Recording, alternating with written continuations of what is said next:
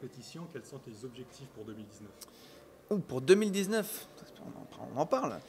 Là, j'ai un enterrement de vie de garçon le 28 juillet et la date vient de se fixer. Donc, il va falloir que je sois solide parce qu'il n'est pas question que je fasse de la merde. Et puis, il y a le mariage le 21 septembre, 15 jours avant les mondes. Ça ne va pas être évident. Ce sont mes 2 plus gros objectifs de la saison. Après, en dessous, légèrement en dessous, mais très très légèrement en dessous, c'est une petite marge d'1 centimètre, 1,5 cm.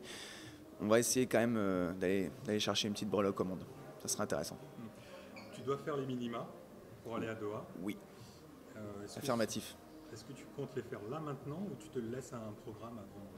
Alors, soyons présomptueux. On va essayer d'entrée de jeu, de se surprendre et de faire les minima carrément pour les JO d'après, une 44-10. Alors, je dis pas que je les ferai. Hein. Ça se trouve, demain, je fais une 50, je termine sur le dos et je suis ridicule. Mais ça se trouve, puisque ma forme indique, voilà, on sait à peu près, hein, il y a des cursus et tout à l'entraînement, des curseurs, je veux dire, il y a une petite forme qui me permet de dire que je suis capable de faire une 44-0 demain. Oui, c'est vrai. En rentrée, c'est possible. Donc, si tu le fais, qu'est-ce qui se passe? Comment ça? Si tu y arrives. Tu veux un shooter, c'est ça? Pourquoi pas, ouais, moi ça me fait plaisir. Je peux y mettre tourner, moi. Je suis pas obligé d'en boire. Tu l'avais déjà fait. Ouais, mais je venais d'être champion du monde, c'est quand même pas pareil. Les minima, champion du monde, 2 poids 2 mesures. Et là, quel est ton programme, par exemple, jusqu'à la fin de la saison? Ça va être linéaire. Ma forme va monter progressivement. Je me suis blessé en mi-mars, fin mars même, donc j'ai mis 6 semaines à revenir. J'ai une bonne forme, on va dire un bon 75-80% de la forme que j'aurai à Doha, enfin de ma forme optimale, on va dire, tout court. Et donc, il n'y a pas besoin de 10. Je pense que pas mal d'athlètes vont faire ça. Ils vont se reposer, ceux qui sont déjà en forme notamment, ils vont se reposer 8-10 jours à mon avis, fin juillet. C'est ce que je comptais faire, mais comme j'ai été blessé en fin mars, je ne me reposerai pas. Voilà, punition. Après Doha, il y a les Jeux. Oui, on va loin. Pas directement après, hein. Déconnez pas. C'est l'année d'après. Hein. C'est un de tes objectifs. C'est une question presque, j'ai pas envie de dire stupide, hein, je vous respecte, mais presque évidente. C'est évident. C'est l'objectif principal. Ça se trouve, c'est mes derniers jeux. J'espère pas. Hein. J'espère aller jusqu'en 2024. Hein. Mais pas gratter des années. Tu vois, pas le lourdeau qui est là. Putain, il est encore là, lui, dans le championnat. Non, non, le mec digne, tu vois, tête haute. Sinon, il laisse la place aux jeunes dans ces moments-là. Et on parlait des jeunes. J'ai noté qu'il y avait un qui montait, là, Alexis. Ouais, Mielet, ouais, bien sûr. Ouais, j'aime bien ce gars-là. On s'est entraîné ensemble. Enfin, on a fait un stage en commun l'année dernière à Valencia, en Espagne. Super sympa déjà, le gars. Marrant, assez cultivé, assez intéressé, assez curieux dans tout, tu vois. Donc déjà agréable, tu vois, dans la vraie vie. Et puis niveau athlétique, il n'y a rien à dire. Hein, le mec est doué. Hein. Il est doué, il est besogneux. Moi, je pensais qu'il allait faire les perfs qu'il faisait déjà l'année dernière. C'est pas trop sorti. Moi, je le vois sur 800 au moins, hein, une 44. C'est pas cette année, c'est l'année prochaine, quoi. Voire mieux, hein, j'en sais rien. Et a priori, il se destine pour le 1500 mètres parce que lui, il aime bien le cross.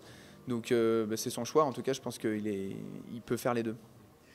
Si tu fais une perf, je te le souhaite, à Doha, est-ce que tu refais un peu comme tu avais fait, inviter tout le monde à boire un coup Tu as manqué ta première tournée, en fait. C'est ça qui t'embête.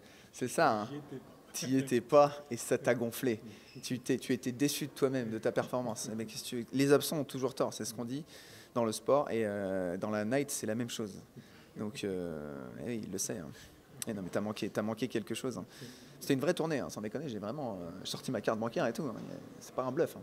C'est pas mon agent qui a payé ou quoi que ce soit. Tu veux quoi? Qu'est-ce que tu veux, en fait? Tu veux qu'on se retrouve, tu veux un date avec moi, c'est ça? Tu veux pas une soirée, tu veux un date. On peut, hein. On va discuter. Hein. Je sais pas si ça ira au bout. Hein. Je suis pas un mec facile. Hein. Non, mais quand je suis en chaussures de ville, je suis pas très rapide. Tu as une personnalité atypique, la preuve. Toi aussi, visiblement. Est-ce que tu penses que ça t'a aidé ou ça t'a desservi? Oh, ça m'a desservi? Non, non, ça m'a pas desservi. Mon histoire, elle est ce qu'elle est. Après, il y a des choses qui se savent maintenant parce que voilà, j'ai un brin de notoriété, on va dire, avec ces championnats du monde d'athlé. Je parle dans le monde global, hein. Les gens s'en branlent de l'athlé, hein. Moi, le premier. Mais il se trouve que voilà, quand il y a une certaine notoriété, donc là, en l'occurrence, dans la métropole, et bah, dès qu'il y a un petit truc, voilà, un truc qui ne devrait pas se savoir, ben, ça se sait. Par exemple, cette histoire d'agression, ça aurait jamais dû se savoir. Ça a fuité, j'ai dû parler, bam, effet boule de neige, terminé. Mais en vrai, ces trucs-là, c'est pas normalement. Ça arrive à n'importe qui, c'est monsieur Jean-Michel quelconque, ça lui arrive et personne ne le sait, tout le monde s'en branle en fait. Alors il se trouve que ça, c'est la rançon de la gloire. Ça existe en fait. La rançon de la gloire, pour moi, c'est le fait d'être reconnu dans la rue. Au début, c'est flatteur. Mais sauf que quand tu as envie de boire une bière avec un pote, qu'il y a un mec qui vient te reconnaître, bah, il est gentil, hein, certainement, hein, mais c'est un peu chiant. C'est vrai. Je ne suis pas du tout aigri, c'est la vérité. Et ça, c'est la rançon de la gloire. Et on peut dire en fait que tu as eu un parcours qui n'était pas facile, malgré tout. Et là, tu en as parlé toi-même de l'altercation. Comment tu l'as vécu? Ça t'a permis, si tu veux, de prendre du recul et de revenir un peu plus fort? Non, mais là, je n'arrive plus à tutoyer ou tutoyer, je ne sais plus maintenant. On est devenus tellement proches en si peu de temps. Faut pas croire que je suis un mec triste, hein, loin de là. Hein. Mon agression, c'est une agression, voilà, c'est terminé. C'était une injustice qui s'est passée derrière et tout, mais il n'y a rien de grave en soi. Je suis plus heureux que malheureux dans la vie.